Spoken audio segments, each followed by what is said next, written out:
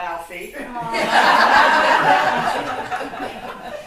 What's it all about, Alfie?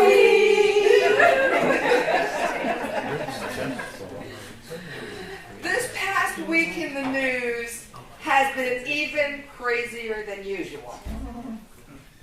If we take it at face value, this has got to go. I'm going to either not use this set or adjust it. Yeah. But when we take a step back and expand our view, a window opens in the mind and we begin to ask a different question. If the universe is orderly and benevolent, something else must be taking place. Something bigger and more important. Something that is somehow, some way for our good. From here we could ask, what are we as a nation to learn from this? And still, I don't think this is the most important question. Do you remember Don Miguel Ruiz's 4 agreements? I bet a lot of you do. In particular, the second agreement, take nothing personally. Well, what if the current political situation is calling each and every one of us to do just the opposite? What if we are meant to take it personally? Instead of asking what we as a nation are to learn, we ask, what am I to see, to understand, and to learn? And if this is a call to personal spiritual growth, then what in me, in my thinking, in my worldview, is crying out its need to change?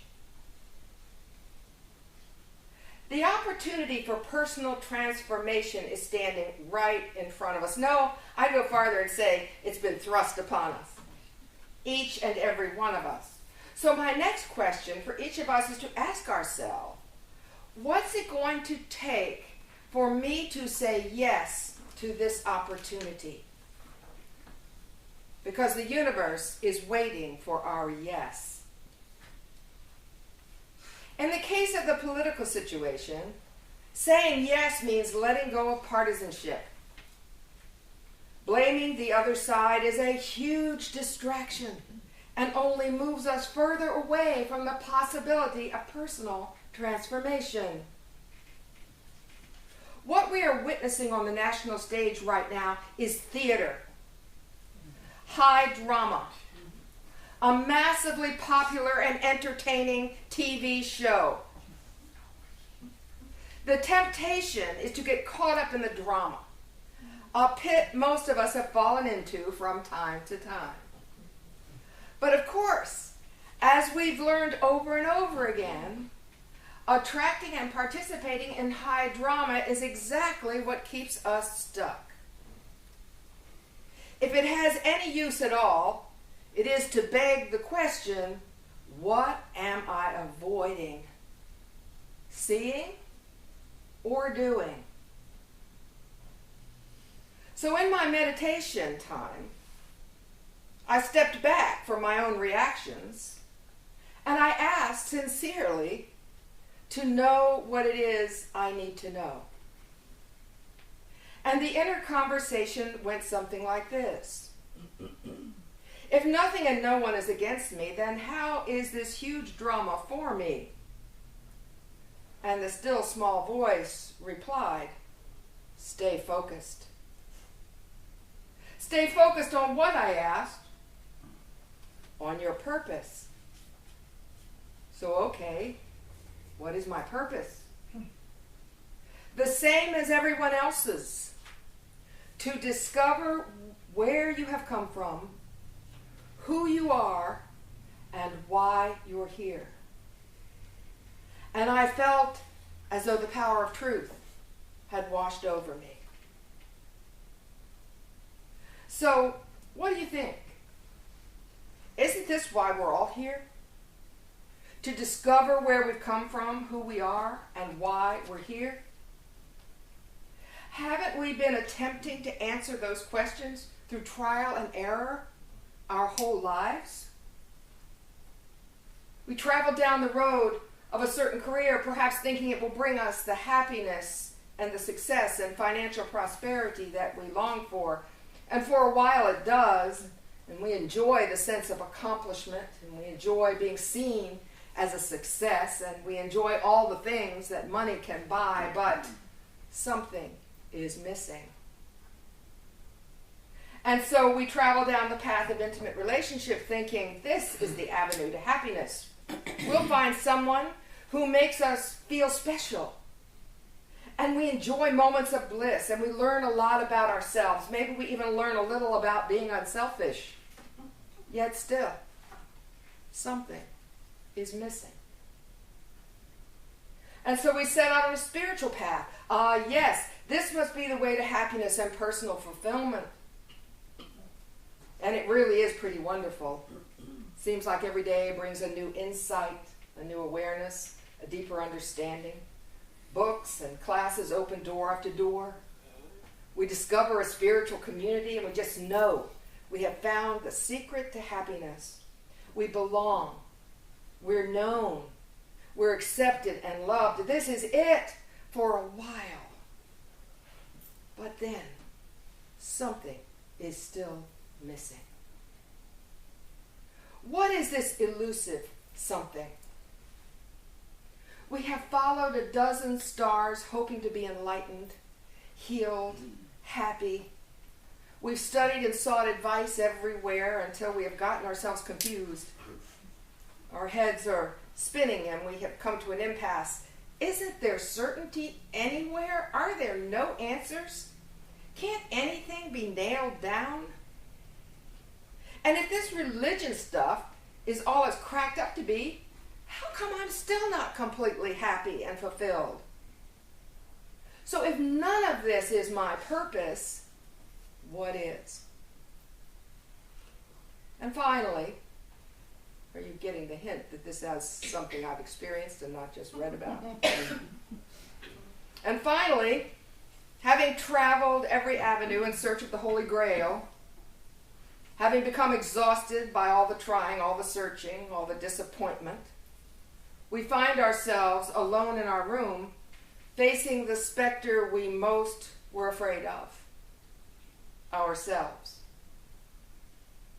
Feeling lonely and lost, we want to do something, usually swallow something, that will get us out of that room. Yet something deep down knows the terrifying truth that there is no life-enhancing way out. If God were a wise old man up in the sky, he would break out in a big smile at this point. At long last, he has us just where he wants us, where we need to be. All out of plans, fresh out of new ideas and schemes, tired of running. God says, maybe now she has had enough. Maybe he is ready to listen. Maybe he will stop thinking he knows it all. Maybe now he will turn to me. This is the place, this place where all seems lost, that everything is found. Out of the grief and loneliness, out of the dark night of the soul, sometimes flowing out on a sea of tears, comes a voice. And it's your voice, only different. It speaks to you of your life, and you are stunned by its honesty. Its language is raw, uncensored, and real as it talks about all the unspeakable things, the broken places inside, the terror, the wrong turns, the selfish choices, the people we've hurt, and the people who have hurt us. Make it stop. Make it stop. But it won't stop until it has said what it has to say. Until finally there is stillness, a blessed quiet inside. And we are spent and we're just, we're just who we are. That's all. Ambition has been exhausted. illusions stripped away, lies exposed, certainty a thing of the distant past. And we may not know it yet, but we are becoming clay in God's hands. We are becoming ready to follow. The voice of our own buried wisdom emerges from the shadows and whispers a prayer to the unseen source of all and asks an entirely new question. What would you have me do? Who would you have me be? From this place, answers always come. We may be called to take a small, seemingly unimportant action, or set out on a grand adventure. Either way, there is only one possible response that gets us forward, moves us forward, and that response is, yes, Lord, yes, I will follow. And so we set out on a journey of self-discovery, without knowing what we'll find, without assurance of the outcome, without seeing the big picture at all. Completely under the guidance of Spirit now, we go forward one step at a time, saying yes again and again. And almost as an observer, we watch our life purpose unfold. And somewhere along the way, there comes a brilliant flash of insight, and we notice that God is doing for us what we could not do for ourselves. Happiness, fulfillment, gratitude are ours, and everything that has ever happened, everything we've ever done, including the mistakes, has led us to this very place in time. In one glorious instant, we feel the experience of divine order. We know it as a here and now reality, and we always will, because it's something we cannot stop knowing. In that moment, it becomes clear that every experience we've had is precious. The failures are as valuable as the triumphs, maybe even more so. A vision begins to take shape in which we see how every experience has been preparation for our unique purpose in life. We don't know all the details, but then, having been alone in that room, we don't need the details anymore. Having felt divine order, we can relax. Step by step, we come to realize that every one of us has the same purpose, and that purpose is service. Perhaps this is why Eric Butterworth says that true spiritual growth doesn't even begin until we're 60. Interesting, right?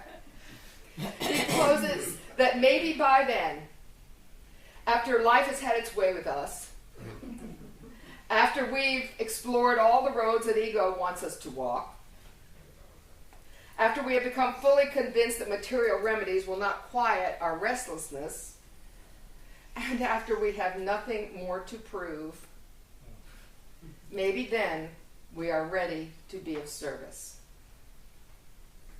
So what is service? I was amazed to find that Merriam-Webster offers 16 distinctly different definitions. But among them was one that stood out for me, and it was contribution to the welfare of others. Oh, what a wonderful word, contribution. We're bombarded by the daily news. Desperate stories about poor, sick, and hungry people, about injustice, about victims of violence and natural disasters.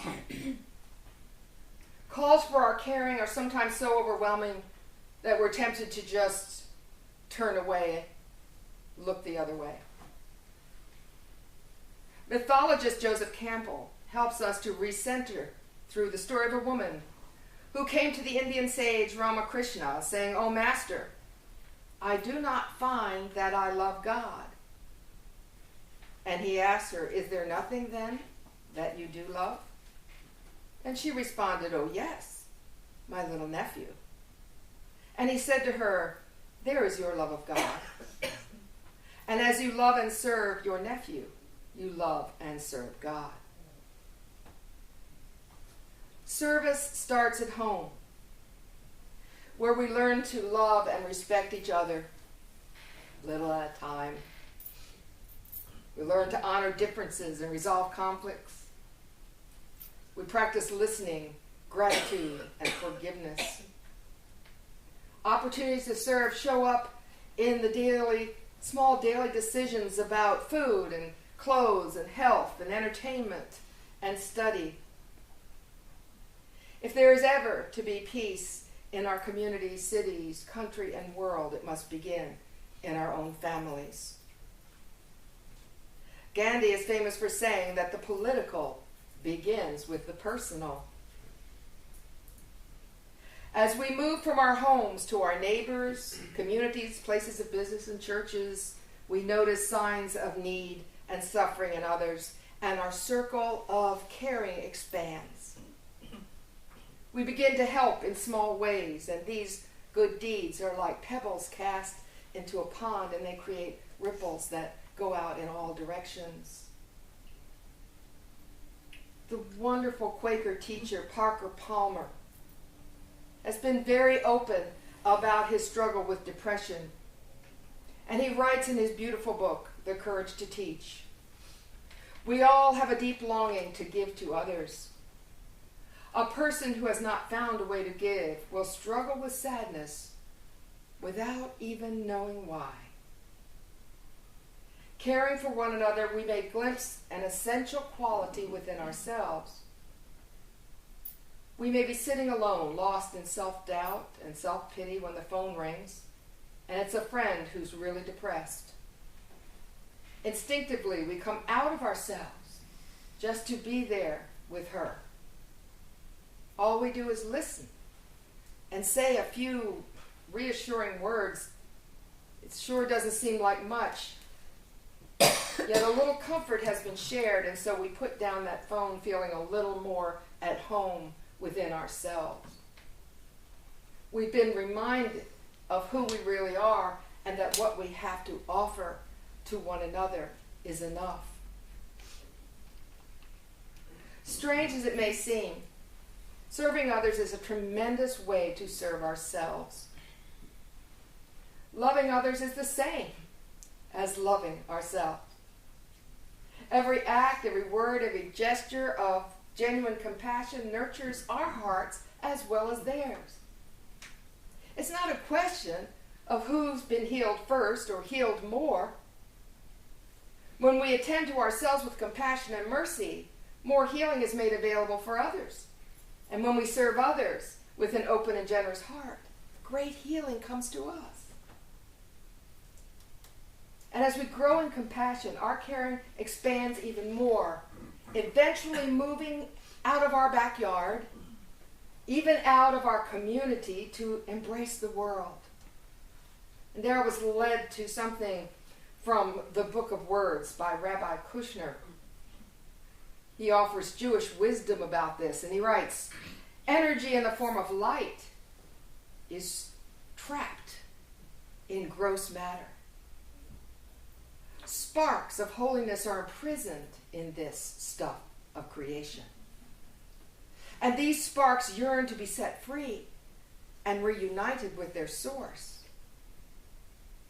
When we, through our actions, return something to where it was meant to be, when we use something in a special or sacred way, when we treat another human being as a human being, the captive sparks are released and the cosmos is healed.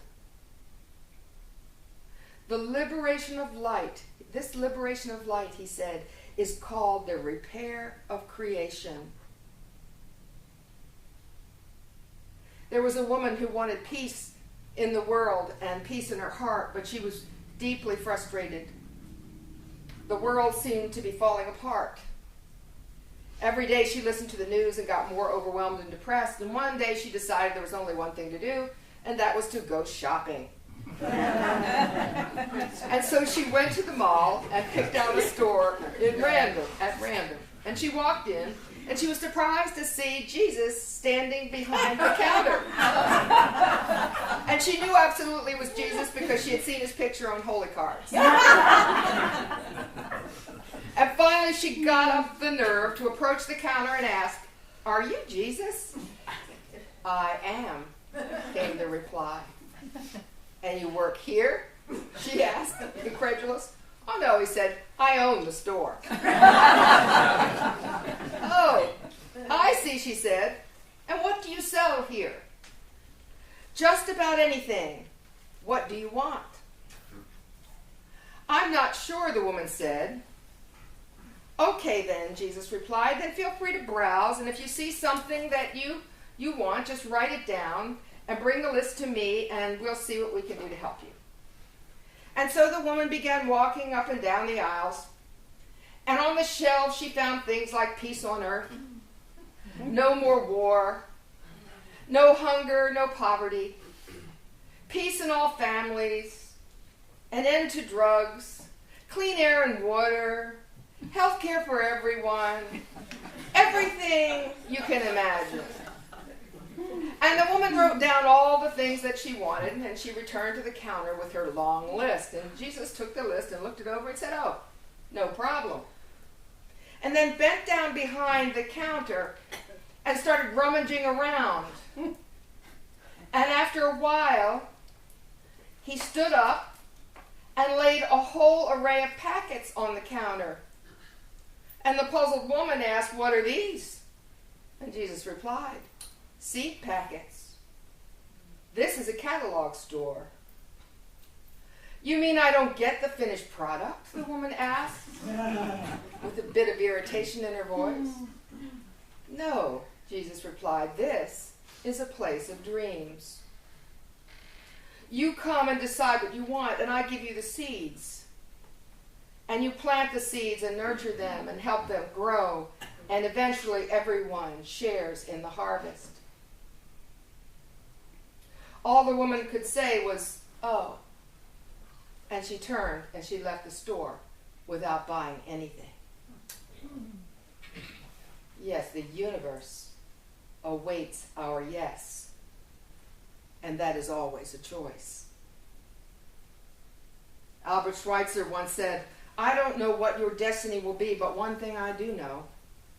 The only ones among you who will be really happy are those who have sought and found how to serve." Yes, but arriving at this awareness can be a lifelong journey. We feel our way, right? Sampling this and that and reaping very, shall we say, educational consequences. Our souls are purified in this fire. False ego and error thought are burned away until we're sincerely ready to say, "Not my will, but thine be done." With our minds finally aligned with God mind, we are now fit for service. So where did we come from? The mind and heart of God. And who are we? Pure love. And why are we here? To be love in action, to minister to human hearts, and in doing so, contribute to the healing of the world. Wow. That only took 3 short lines to say. It sure simplifies things I heard growing up. Yeah. Love in action. And so what will your love in action be today? No matter what it is that you want to give, I guarantee you it involves one of 2 things or both. Either your time or your money. Am I wrong? Everything we give is energy. But it's going to involve, if not our money, our time. And I was taught by my teachers that time is the most precious commodity we have to give. What do you say? Can I hear an amen? Amen. God bless you all. Okay.